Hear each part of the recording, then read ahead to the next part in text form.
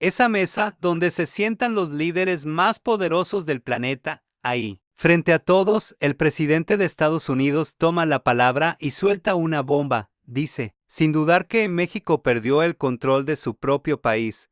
Dice que manda los cárteles de la droga. Asegura que el Estado mexicano prácticamente desapareció y que su presidenta tiene miedo. Esa era la imagen, el guión de terror que le vendieron a la élite mundial. Pero a 9.000 kilómetros, en las frías calles de la Ciudad de México pasaba exactamente todo lo contrario. Y lo que ocurrió ahí, grabado con teléfonos celulares, terminó dándole la vuelta al mundo. Desde Corea hasta Sudáfrica, contradice cada maldita palabra que se dijo en el G20. Porque mientras allá hablaban de un país destruido, miren aquí, a las 5 de la mañana, entre el frío y la oscuridad de la calle 20 de noviembre se mebré, miles de personas ya hacían fila. A las 6 devoraba 2 cuadras, a las 10:30, apenas empezaban a entrar, 6 horas de espera de pie, para acceder a un evento que acabó demostrándole al mundo entero, sin que nadie lo pidiera, que Donald Trump estaba totalmente equivocado. Lo que te voy a revelar explica cómo México terminó humillando a las producciones de miles de millones de dólares, haciendo que el planeta entero apoye a nuestra gente. Piénsalo. 48 selecciones, 16 ciudades, 3 naciones, el monstruo futbolístico más gigantesco en toda la historia de este deporte. De esas 16 sedes, la propia FIFA eligió a México para la inauguración hace 10 meses. Y ojo, aquí no fue por sorteo, lo decidieron por pura y absoluta historia. Pero aquí la narrativa choca contra la realidad. Trump habla de un país secuestrado por el miedo, de un territorio sin ley ni control. Quédate con la imagen del G7 porque va a hacerse pedazos. Cuando oigas esto, apenas el 0.1% de los mexicanos podía costear un boleto para ver la inauguración en el estadio. Eran entradas que superaban por mucho lo que media nación gana. En una semana entera de trabajo partiéndose el lomo, México era el anfitrión. Sí, pero a la fiesta de su propio mundial, el pueblo, la gente común y corriente, no estaba invitada. Y entonces pasó algo inesperado, que ni las televisoras ni la mismísima FIFA tenían en su guión. Los mexicanos dijeron, no nos dejan entrar, perfecto, hacemos nuestra propia fiesta afuera. Mientras las pantallas oficiales mostraban un estadio azteca lleno de trajes influencers, con patrocinadores tatuados en la frente y un público que, hay que decirlo con honestidad, se veía mucho más blanco y acomodado que el México real. En las calles la historia era otra. En el Zócalo, en las plazas de Guadalajara y Monterrey, la gente levantaba un espectáculo que ninguna producción de Hollywood habría podido planear jamás. Y aquí te va el primer dato increíble: la gran pantalla del FanFest en la Ciudad de México fue la más grande jamás instalada para un evento de este tipo. Los organizadores, en su papel de expertos, estimaron que irían unas 50,000 personas. Se quedaron cortísimos. Las tomas de los drones muestran una impresionante y gigantesca marea humana, una avalancha de gente cuadras más allá de cualquier límite previsto, pero la multitud no explica por qué el mundo se quedó asombrado. Tampoco explica por qué un coreano terminó dándose un beso de 3.2 extraños, o por qué un reportero brasileño en vivo terminó con sombrero de charro y bigote falso cantando a todo pulmón. Eso, mis amigos, fue lo increíble. Es lo que rompió el Internet, y hacia allá vamos antes de llegar a esa locura. Pero necesitas entender algo que pone todo este fenómeno en perspectiva. Si le preguntas a cualquiera que haya vivido el Mundial del 86 en México, te dirá lo mismo. En aquel entonces, los boletos sí eran del pueblo. Un estudiante, un obrero de fábrica, un joven que apenas iba empezando. Cualquiera podía ahorrar para comprar su boleto. El verdadero problema no era gastar el sueldo de un mes, sino formarse en la taquilla, pasando noches en la banqueta para ganarle a la reventa. 39 años después, la barrera ya no es física, sino económica. Ese boleto nace fuera del alcance del 99% de los mexicanos. Al cerrarle las puertas del estadio a nuestra propia gente en este 2026, tuvieron que reinventar la fiesta. Y vaya que lo hicieron mejor que cualquier zona VIP del planeta. Escucha bien esto. Parece sacado de una película. La afición de Corea llegó a México incluso antes que su propia selección nacional. Días antes de que rodara el balón, los turistas asiáticos ya se habían adueñado de las calles de Guadalajara. Fiestas por aquí, banderas por allá. El impacto fue tan brutal que cuando Corea jugó contra Turquía, el estadio entero no se pintó de rojo por los asiáticos, se pintó por los mexicanos que decidieron apoyarlos. Y no porque les pagaran o por campañas de marketing, lo hicieron por esa bendita costumbre, tan nuestra de adoptar al extranjero, de arropar al visitante como si hubiera nacido en la cuadra de al lado. Seguro ya viste el video que está volviendo loco al mundo. 3 amigos coreanos, parados en un stand en Guadalajara y justo abajo de ellos, una marea de mexicanos empieza a gritar a todo pulmón el clásico beso de 3. Los asiáticos, muertos de risa, se dejan llevar y terminan dándose el beso ante docenas de cámaras de transmisión, directo a medios internacionales. Ese clip de apenas 11 segundos reventó los noticieros en España. Y ojo con la reacción del público allá, no fue burla, fue un asombro total, porque en gran parte de Europa y Asia, esa increíble espontaneidad con alguien a quien no conoces sencillamente no existe, es impensable. Ese es el gran dato que a los del G7 se les olvidó. Mencionar. México tiene la capacidad de transformar a un extranjero en mexicano, en cuestión de horas. Y esto no es un video simpático para subir a TikTok, es la mayor bofetada a las mentiras que Donald Trump fue a contar a Francia. Pero agárrate, porque un reportero italiano andaba en la calle trabajando, preguntándole a la gente si hablaban español. Ni siquiera pudo terminar la frase cuando un grupo de desconocidos ya lo había cargado por el aire, celebrándolo entre risas como a un héroe nacional. Por otro lado, una reportera brasileña contrató a un mariachi para adornar su enlace en vivo cuando los músicos soltaron el clásico estallido musical para arrancar. La conductora pegó un grito del susto. Pero adivina qué pasó. Apenas 2 segundos después ya estaba bailando, muerta de risa al ritmo de la trompeta. Tampoco olvidemos al otro cronista brasileño que terminó rodeado por una ruidosa jauría de mexicanos sin pedir permiso. Le plantaron un sombrero, le pintaron un bigote y le empinaron un buen caballito de tequila, directo a la garganta. Todo esto mientras el tipo seguía narrando en portugués, sin perder la sonrisa ni el ritmo. Dime qué agencia de publicidad te organiza algo así. Ninguna. Por eso ya circula una frase que llena de orgullo. México superó a la inteligencia artificial. No hay algoritmo en Silicon Valley ni millonaria campaña de marketing de $1 millón que logre diseñar este nivel de magia y caos tan hermoso y lleno de espontaneidad genuina. Si creías que esto solo pasaba entre latinos y europeos, prepárate para escuchar. ¿De dónde viene el próximo golpe a la narrativa internacional de África? Sí, de África. En el partido inaugural se enfrentaron México y Sudáfrica. La lógica más básica te diría que el continente africano iba a cerrar filas con su representante, ¿verdad? Pues te equivocas. Cerraron bocas. Las redes se inundaron de videos con aficionados de Mozambique, de Camerún y Costa de Marfil. ¿Y adivina qué playera traían puesta?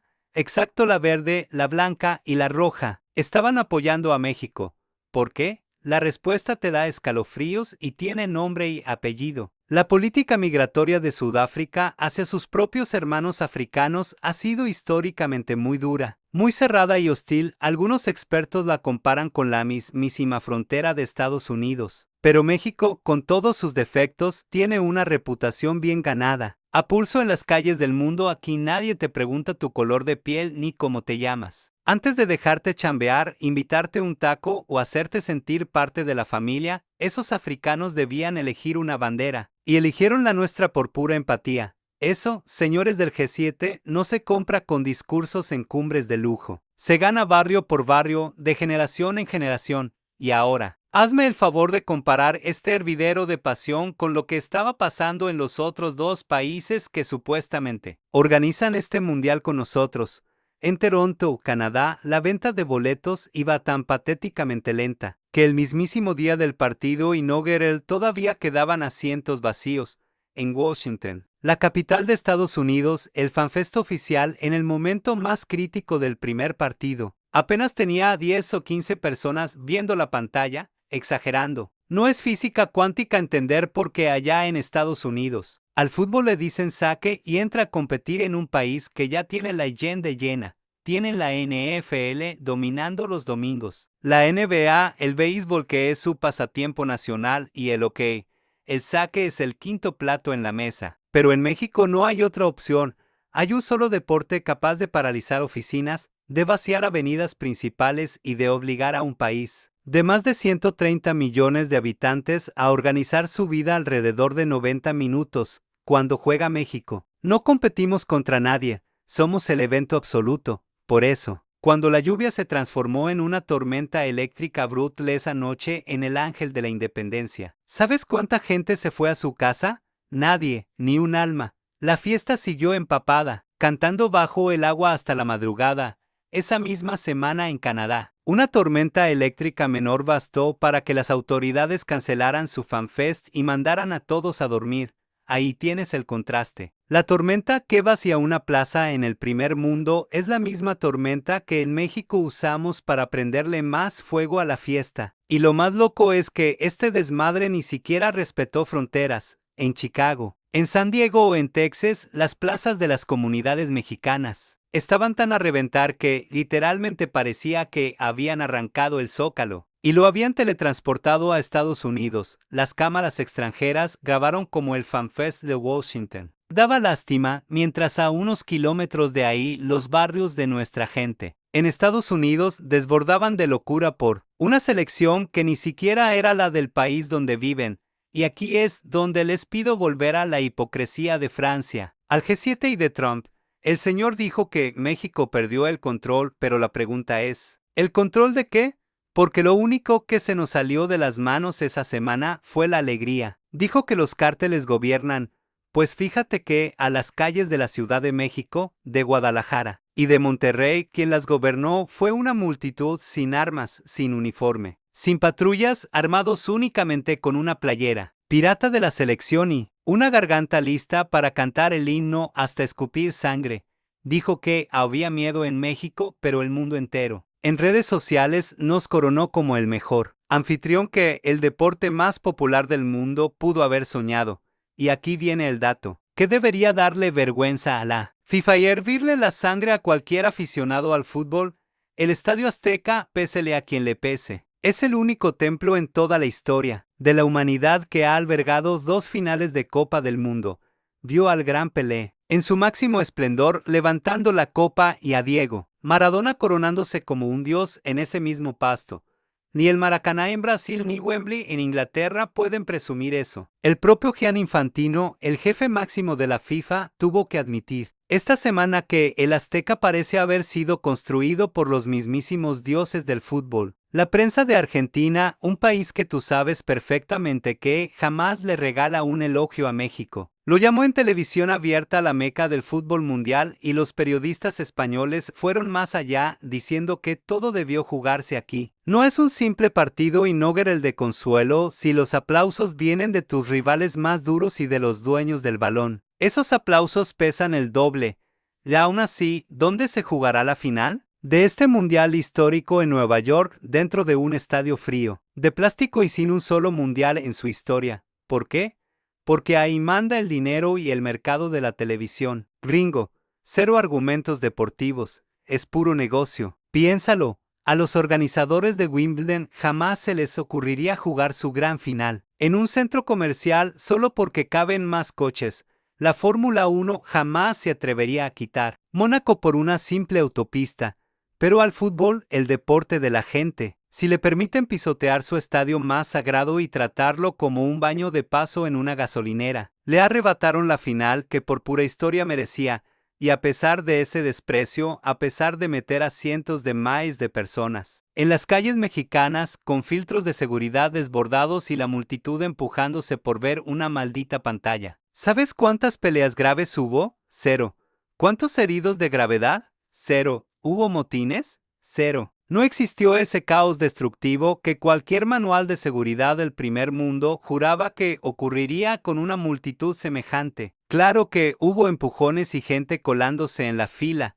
Es el roce natural de los seres humanos. Pero la fiesta se sostuvo sola. Ahora, compara esa realidad con lo que escupió Trump. Él juró que el crimen controla totalmente el territorio, pero en la práctica, los que gobernaron a ese mar de gente fueron los propios ciudadanos, cuidándose las espaldas y cantando en lugar de soltar golpes. Y mientras tanto veías a turistas de Guatemala, de Costa Rica y de Alemania caminando a las 3 de la mañana, comiendo tacos de tripa en la esquina sin que a nadie le importara un carajo. ¿Qué pasaporte traían en el bolsillo?